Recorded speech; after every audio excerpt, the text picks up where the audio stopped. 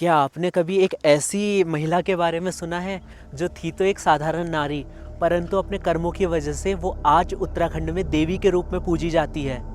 क्या आपने ऐसी राजकन्या के बारे में सुना है जिनको उनके पिता ने ही वरदान दिया था कि तू आज से भगवती रूप में पूजी जाएगी, और आज वो उत्तराखंड के घर घर में पूजी जाती है देवी के स्वरूप में? मैं बात कर रहा हूँ हमारी राजमाता जिया रानी की, जो आज हर घर में भगवती रूप में पूजी जाती है। वो अपने जन्म में तो एक साधारण कन्या ही थी, परंतु उनने ऐसे कार्य करे जिनकी वजह से आज उनको देवी के रूप में पूजा जाता है। उस समय में जब उत्तराखंड में मुगलों का आक्रमण था, तुर्कों का आक्रमण था, उस समय ने महिला सशक्तिकरण के लिए माता ने महिलाओं की ही पूरी सेना बनाई, महिला ही सेनापति रखी, और एक महिला की सेना बना के उन्होंने मुगलों को, तुर्कों को इतनी बुरी तरीके से हराया कि पूरी सेना इनकी खत्म कर दी। मौला देवी वह केवल एक साधारण कन्या नहीं थी। जन्म से उनका नाम मौला था, परंतु जब वह राजमाता बनी तो सब उनको इजा कह के पुकारने लगे, और उनसे तब इनका नाम पड़ा जिया, और आज इनको राजमाता जिया रानी कहा जाता है। और हमारी जागर शैली में एक कथा यह भी रखी जाती है कि 33 कोटि देवी देवताओं की एक राजमाता, वो राजमाता हमारी जिया रानी।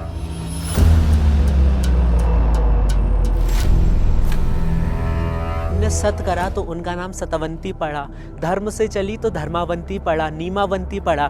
ऐसी थी हमारी राजमाता जिया रानी। सभी बाजू नित्य रानी जिया जो बाकी थी, जिया सत को सतोदी नाम पायो, धाम को धाम जो नाम पायो, गोला घाट चित्रशिला में स्नान धाम जो नाम पायो, तब धाम जो नाम जो पायो।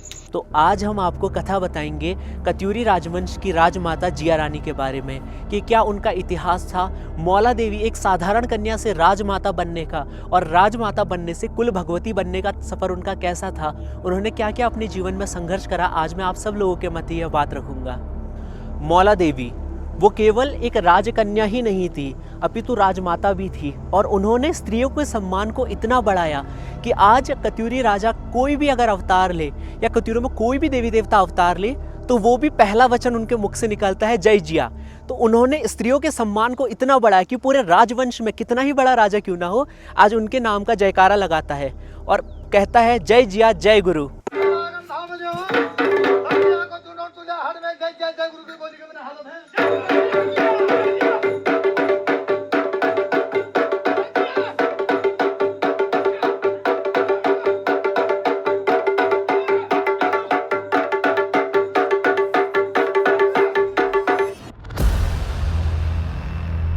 नमस्कार दगड़ियों, पैलक, मैं कमलेश सिंह जीना आपका स्वागत करता हूं अपने चैनल मनसा में, जिसमें हम बात करते हैं उत्तराखंड की देव संस्कृति, देव परंपरा के बारे में। तो उसी क्रम में आज मैं आपके बीच में लेकर आया था हमारी कत्यूरों की कुल देवी राजमाता जिया रानी के विषय में।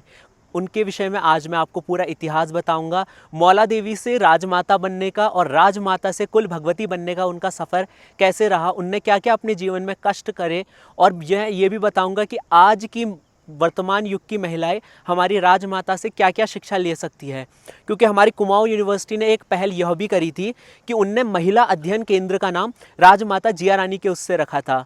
तो आज मैं आपको बताऊंगा हमारी राजमाता जिया रानी, जिन्हें कहते हैं सत की सतावंती, धर्मावंती, नीमावंती राजमाता जिया रानी वंश, जिसको उत्तराखंड का पहला राजवंश भी कहा जाता है। और इतिहासकारों में इसमें थोड़ा मतांतर या थोड़ा सा इसमें कंट्रोवर्सी ये हो जाती है कि कई लोग कहते हैं कार्तिकेयपुर वंश और कत्यूर वंश अलग था, पर जब हम इतिहासकारों के ना सुनते हो, हम उत्तराखंड के इतिहासकारों की इसमें बातें सुनते हैं, तो वो कहते हैं कि कार्तिकेयपुर राजवंश और कत्यूर राजवंश एक ही था। इसके पहले राजा थे बसंत देव, जिनको हमारी जागर शैली में बासंती देव भी कहा जाता है। इसके पहले राजा बसंत देव थे। पहली राजधानी इनकी जोशीमठ थी। उसके बाद कई कहते हैं कि इनकी राजधानी बैजनाथ पे आई, कई कहते हैं बागेश्वर पे आई, कई कहते हैं कत्यूर घाटी पे इनकी राजधानी आई, और कई लोग हमारी जागर शैली में मुख्य रूप से कहा जाता है कि इनकी बंकी बैराट, रंगली बैराट, जो आज का हमारा चौखुटिया वाला क्षेत्र है, और वहाँ पे इनकी राजधानी आई थी। और आप अगर लखनपुर आज आप भी जाते हैं तो वहाँ पे जो है कत्यूरों की आज भी थाना तहसील कहते हैं, वो लखनपुर में थी। ऊंचा लखनपुर में तेरो थाना तहसीला, तो इस तरीके से कत्यूरों का वर्णन किया जाता है कि ऊंचा लखनपुर में तेरी थाना तहसील थी। तो वो आज भी हमें देखने को मिलती है। तो आज मैं उनके बारे में आपको बताऊंगा। पहले मैं शुरुआत करूंगा कि इतिहासकार कत्यूर राजवंश के बारे में क्या क्या कहते हैं, फिर उसके बाद मैं आपको थोड़ा राजमाता जिया रानी के बारे में बताऊंगा। कत्यूर राजवंश हमारे उत्तराखंड का पहला राजवंश था, जिसके प्रथम राजा थे बासंती देव, जिनको हमारे इतिहासकार बसंत देव के नाम से जानते हैं। तो अब मैं अपने आगे आने वाली वीडियो में भी बासंती देव की भी कथा रखूँगा कि किस प्रकार इनने जो है जोशीमठ का राजपाट नरसिंह देवता को दिया और अपनी राजधानी इनने बदली। तो अभी इस वीडियो में मैं आपको थोड़ा कत्यूर राजवंश के बारे में ही बताऊंगा, फिर मैं आपको आज मुख्य रूप से राजमाता जिया रानी के ऊपर बताऊंगा। तो बसंत देव इनके पहले राजा बताए जाते हैं, पहली राजधानी इनकी जोशीमठ बताई जाती है। और इसी क्रम में अब इतिहासकार बताते हैं कि कत्यूरी राजाओं का जो राजपाट था उसमें जो इनकी सैन्य व्यवस्था, इनकी शासन व्यवस्था थी, ये हमारी मुख्य रूप से मौर्यों से काफ़ी ज़्यादा मिलती जुलती थी। जिस प्रकार मौर्यों की सेना थी उसी प्रकार बताया जाता है कि कत्यूरों की भी सेना थी। और पूरी शासन व्यवस्था कि हमारे अर्थ को कौन संभालेगा, हमारे भंडार को कौन संभालेगा, हमारी सेना के कौन नायक होंगे, तो ये जिस भी प्रकार की इनकी पूरी व्यवस्था थी ये मौर्यों से काफ़ी हद तक मिलती है। और हर जगह पे इनके, जबकि सेना के जो सेना प्रमुख होते थे और जो बाकी भंडार प्रमुख होते थे, तो उनका नाम भी मौर्यों की तरह ही उनने अपना नाम रखा था। तो काफ़ी हद तक उनका जो शासनकाल है मौर्यों से जुड़ता है। परंतु हमारे जागर शैली में बताए जाते हैं कि अयोध्या में ये राम के वंशज थे। इन लोगों ने मानस खंड की तरफ ही आए और इन्होंने अपनी पहली राजधानी जोशीमठ में बनाई। तो बासंती देव पहले राजा थे जैसे मैंने आपको बताया। तो इसमें आगे क्रम में चलते चलते इनमें एक बार इनके राजा बने राजा पिथौरा। तो राजा जब पिथौरा जब कत्यूरों के राजा थे, जिस समय की वो बात है, बासंती देव की कथा मैं अगली वीडियो में रख दूंगा। तो अभी मैं बात करता हूँ जिस समय राजा पिथौरा यहाँ के राजा थे, उस समय हमारे गढ़वाल, जिसको आज हमारे खासू पट्टी हरिद्वार क्षेत्र कहा जाता है, खासू पट्टी भी जो है अपभ्रंश है। अपभ्रंश कैसे हुआ इसमें, क्योंकि पुराने लोगों से अगर हम पूछते हैं तो वो उसको खासू पट्टी बोलेंगे और नए लोगों से हम पूछेंगे तो उसको खास पट्टी बोलते हैं। तो ये इसमें अपभ्रंश कहते हैं, क्योंकि मैंने भी गुरुजी से बात करके पता करा था कि उस जगह का क्या नाम है। तो आज का जो हमारा ये चंद्रबदनी जहाँ पे मंदिर है, हमारा चंद्रबदनी पीठ है, जिसको हमारे प्राचीन ग्रंथों में भुवनेश्वरी पीठ भी कहा गया है। तो उस वाले वो जितने भी गांव की वो पट्टी थी तो उसको खासू पट्टी कहा जाता था। और वहाँ के एक राजा थे अमरदेव पुंडीर, जिनकी बेटी थी मौला देवी। तो उन्हीं की बेटी थी मौला देवी। और एक समय की बात बताते हैं कि इधर हमारे कुमाऊं की तरफ में कत्यूरी राजा पिथौरा का राज था और उधर तरफ पे गढ़वाल के हमारे खासू पट्टी की तरफ पूरे हरिद्वार क्षेत्र में जो है ये अमरदेव पुंडीर का शासन था। तो उसी समय इनकी ही एक बेटी थी, अमरदेव पुंडीर की बेटी थी माता जिया रानी। और कहा जाता है माता जिया रानी का जो हम जन्म हुआ था वो गुरु गोरखनाथ के आशीर्वाद से हुआ था। और इसमें भी एक रोचक कथा ये आती है कि अमरदेव पुंडीर को तो पुत्र चाहिए थे, परंतु उनकी जो धर्मपत्नी थी उनको पुत्री चाहिए थी। तो जो है जब गुरु गोरखनाथ ने इनको आशीर्वाद दिया था, क्योंकि इनने गुरु गोरखनाथ की तपस्या करी थी, तो जब इनने आशीर्वाद दिया तो इनकी माता ने कहा कि मुझे पुत्री चाहिए। तो गुरु गोरखनाथ ने इनको वरदान स्वरूप में पुत्री दी थी। पर जब इनके अमरदेव पुंडीर को पता चला कि मेरी धर्मपत्नी ने तो पुत्री मांग ली है, तो तब उनने गुरु गोरखनाथ से कहा कि अब मेरा वंश कैसे आगे बढ़ेगा, मेरी तो सारी पुत्रियाँ हैं। तो तब गुरु गोरखनाथ ने उनको वरदान दिया था कि देख, तेरी जितनी भी बेटियाँ हैं, 2 बहनें माता जिया रानी को बताई जाती है। तो कहा जाता है कि देख, तेरी पुत्रियों से जो पुत्र प्राप्त होंगे, यानी अमरदेव की पुत्री माता जिया रानी और माता प्योला से जो भी पुत्र प्राप्त होंगे, वो मेरे धुनी के अधिकारी होंगे, वो मेरी धुनी में खेलेंगे और वो मेरी धुनी को आगे लेके जाएंगे। तो आज हम देखते हैं कि माता जिया रानी से हुए राजवंशी कत्यूर जो आज गुरु गोरखनाथ की धुनी में खेलते हैं, और माता प्योला से जन्म हुआ हरजू कुड़े वालों का, तो वो भी आज गुरु गोरखनाथ की धुनी के अधिकारी है। तो ये तो था माता जिया रानी के विषय में और उनकी बहन माता प्योला रानी के विषय में थोड़ा। तो जिस समय अमरदेव पुंडीर का वहाँ पे राज था, तो उस समय कहते हैं कि तुर्कों का वहाँ बहुत आक्रमण था। तो तुर्क वहाँ बार बार आक्रमण करके उनको परेशान करते हैं और एक बार बताते हैं कि पुंडीरों की सेना जो है कमज़ोर पड़ जाती है। तब पुंडीरों के जो अमरदेव पुंडीर है ये आवाज़ मारते हैं कत्यूर के दरबारों में कि आओ अब मेरी रक्षा करने। जब आवाज़ पड़ी कत्यूरों के दरबार में, तब तैयार हुए 9 लाख कत्यूर रक्षा करने के लिए अमरदेव पुंडीर की। अमरदेव पुंडीर आवाहन करते हैं राजा पिथौरा का, तो राजा पिथौरा तैयार करते हैं अपनी 9 लाख की सेना, 9 लाख की भराड़, और आ जाते हैं अमरदेव पुंडीर की सहायता करने। अभी मैं आपको थोड़ा राजा पिथौरा के बारे में भी बता देता हूँ।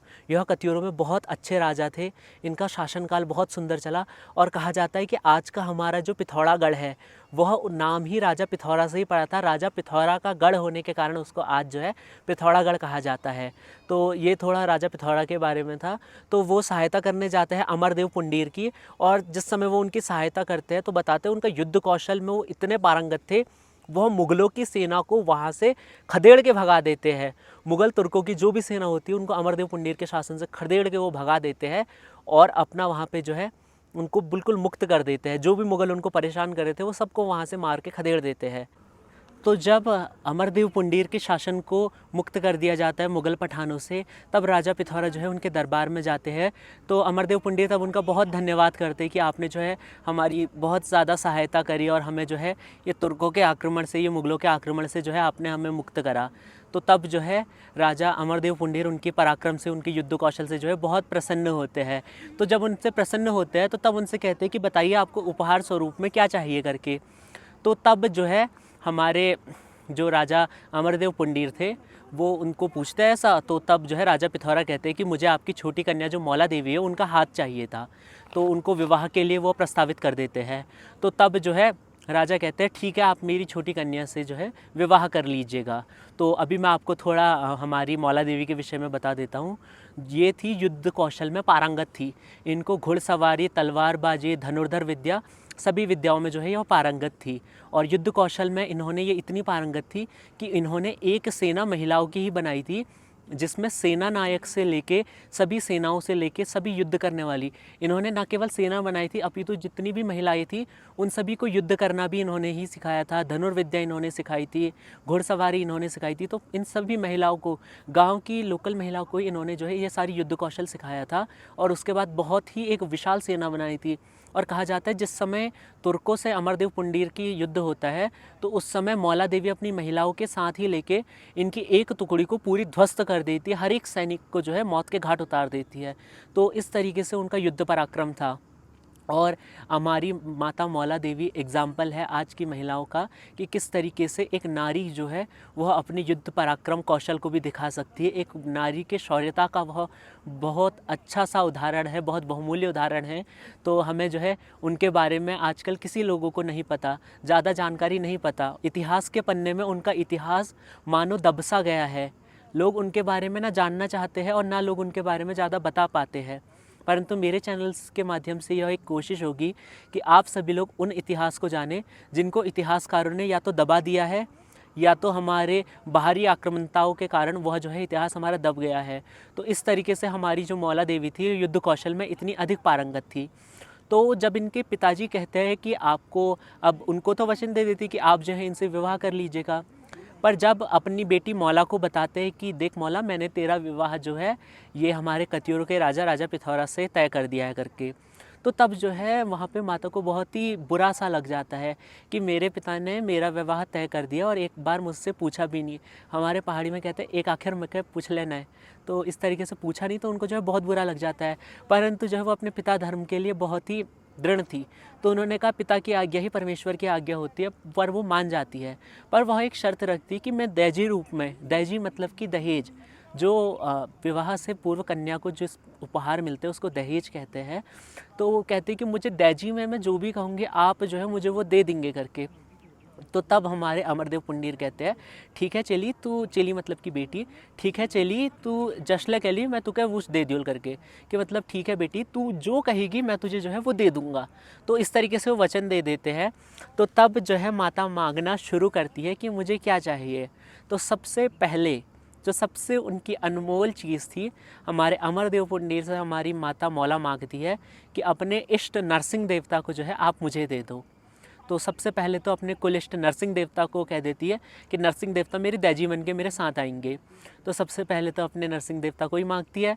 दूसरा मांगती है हमारे गढ़वाल के सबसे प्रसिद्ध गुरु जो सबसे पूरी गढ़वाली विद्या, जो बोक्सार की विद्या, हुणदेश का जाप, जिनको सभी प्रकार के तंत्र मंत्र षड्यंत्र, हर प्रकार के काटने की विद्या पता थी, बोक्सार का जाप पता था, लाहौर की विद्या पता थी, तो वैसे गुरु कासांबरी को जो है वो अपने दैजी रूप में मांग लेती है। तो मैं अभी आपको जो है गुरु कासांबरी के विषय में भी थोड़ा बता देता हूँ, जिनको माता जिया ने अपने दैजी रूप में मांगा था दूसरे वरदान में। तो गुरु कासांबरी जो है कत्यूरों के प्रमुख गुरुओं में भी जो है कासांबरी की नाम आता है, और इनका जो निवास स्थान बताया जाता है, ये बताया जाता है गढ़वाल की तरफ में एक हमारी जगह है, वहाँ पे उनका स्थान बताया जाता है। तो उनका जो है कहा जाता है कि वो गुरु होने के साथ साथ वह बाण बनाने की भी विद्या उनको आती थी। तो वो कत्यूरों के लिए जो है बाण भी बनाया करते थे, जैसे कहते हैं लोहे का बाण, तांबे का बाण, कांसे का बाण, सोने का बाण, चांदी का बाण। तो उनके लिए जो बाण बनाते थे, नुकीले से बाण बनाते थे, तो वो भी का सारा काम जो है हमारे गुरु कासांबरी ही किया करते थे। और उसके साथ साथ वह पारंगत थे अनेक प्रकार की विद्या में, जैसे हमारी बोक्सार की विद्या है, हमारी हुणदेश की विद्या है, हमारी लाहौर का जाप है, बंगाल की विद्या है। तो ये सारी विद्याओं में जो है वो पारंगत थे। और उसके साथ साथ उन्होंने सबसे बड़ा जो उन्हें हासिल किया था, तो कहा जाता है एक बार कत्यूरों ने अपना जो है रामा ढोला बनाया था। वो ढोल आज भी संरक्षित है हमारे सल्ट क्षेत्र में, अगर आप जाएंगे तो वहाँ पे वो ढोल आज भी संरक्षित रूप में रखा गया है।